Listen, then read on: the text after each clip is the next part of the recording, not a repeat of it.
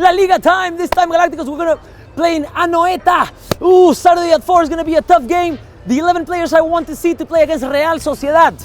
Keylor Navas, Varane and Ramos. On the right, Danilo. On the left, Marcelo. Midfield for Casemiro, Modric. I'm going to rest Kroos. And I'm going to say this time, Isco and James. Again, this is a game I think we could see a little bit of the magic and the understanding of James and Isco creating those chances. And up top, Lucas Vázquez and Gareth Bale. Well, I'm going to go with basically the same lineup as you. I'm going to introduce a little change. Instead of James, I don't want to see James this match. I don't think that he's really gelling with the team. I think that he is having a lot of problems, and we're seeing this in the press. But outside of football, that's really affecting him inside on the pitch. So I'm going to have keep with a 4-3-3. I'm going to go with Mayoral, Bale, and Lucas Vázquez up top, and not change our system. I think it'll be more comfortable, and not seeing Lucas Vázquez up there with Bale as in a 4-4-2. I think that's not really his strength. That makes a lot of sense. Galacticos, if you haven't yet, like or subscribe, tell your friends, tell your families, and give us a little click.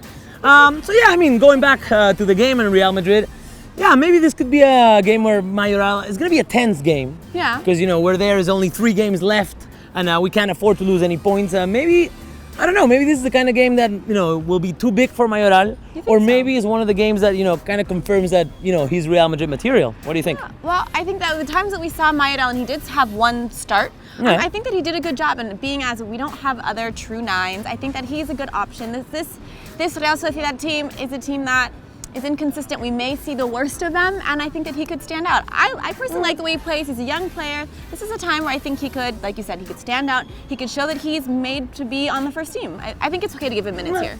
Well, let's see what happens.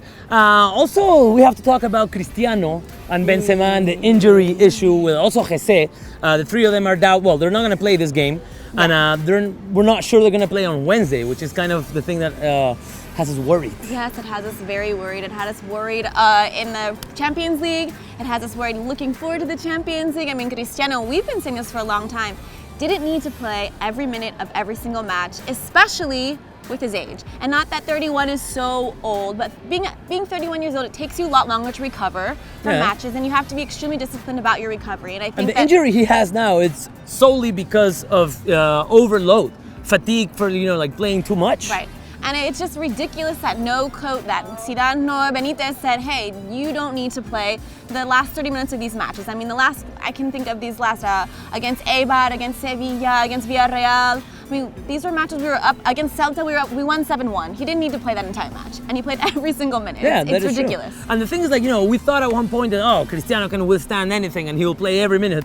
But now we're seeing the punishment for that, because we have to let's say play the semifinals of the Champions League, which is Cristiano's fetish competition, without Cristiano. Right, and I think the Champions League is what he looks forward to playing to, like we were talking about earlier, breaking those records, his own record, and because of his stubbornness, it turns out that it took a turn for the worse. He's paying for it now. He should have rested earlier. Now he's out of the semifinals of the Champions League. Again, we don't know if he's not going to play on Wednesday, but the feeling right now is that he might not play. And I don't think that with a full squad and a concentrated Real Madrid, we are like a Cristiano away from being able to win the game against Manchester City, but still, this is Cristiano. But Cristiano brings that extra factor to the match, and especially at this home game. And I don't know, I was really disappointed to not see him in the first leg of the Man City match. Yeah, me too. And the thing with Benzema is not really the same thing, because Benzema is not, is not overload for playing many minutes, but apparently he hasn't fully recovered from that injury he's been carrying for the last 2 or 3 months, maybe. And I think this is probably a little bit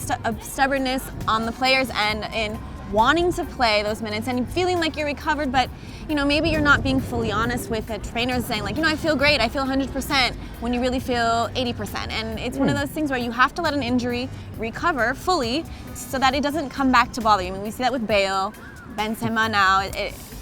Can we afford to keep doing this moving forward? It's not. Well, with only 2 more weeks in the season, we'll have to see what happens. Talking about the game, Anoeta is always a hostile environment for Real Madrid. Well, pretty much every stadium in Spain is a hostile environment for Real Madrid. But Real Sociedad is a good team, but they haven't been very consistent. We saw 3 weeks ago they beat Barca, kind of confirming that moment that Barca started having. But 2 weeks after, they lost with Getafe. Which is It is ridiculous. kind of like, it's the last team in the league. We went to Getafe, we won 5-0 almost. I mean, I'm not going to say walking, we played a good 5-1. game. But, this makes me think, like, I don't know what to expect from Real Sociedad. I don't know what to expect. I mean, it really could be an upset. They could be looking for an upset, but who Yeah. knows what they're going to come in. Isn't there a sanctioned? Section, yeah, well, Carlos Vela is the most dangerous striker, which is good news for us. He hasn't been having a great season, but still, he's the guy who was able to create the most danger their go-to. for a defense. So without him, it might be even a bit more complicated for Real Sociedad to, bring that upset that you were talking about. But yeah, we really expect Real Madrid to win, 1-0 or whatever. But I'm going to throw my prediction. Throw it. And I think we're going to suffer. It's not going to be a pleasant game for us. But, we're in this autopilot where we have to win these games because we can't lose the league. No. I don't think Barcelona is going to drop any points. But still, I'm going to say 2-1 for Real Madrid. 2-1 for Real Madrid. Yeah, let's keep league competitive. Let's not drop any points here. I'm going to go with 2-0 for Real Madrid. I think we'll be fine. I don't think the score is All right, so 2-0 to 1. Galacticos, want to know what your score is, what you think is going to happen in Anoeta, besides the hostility that we're going to see for sure. And, hit like and subscribe, and we'll see you again in Anoeta. him, not me.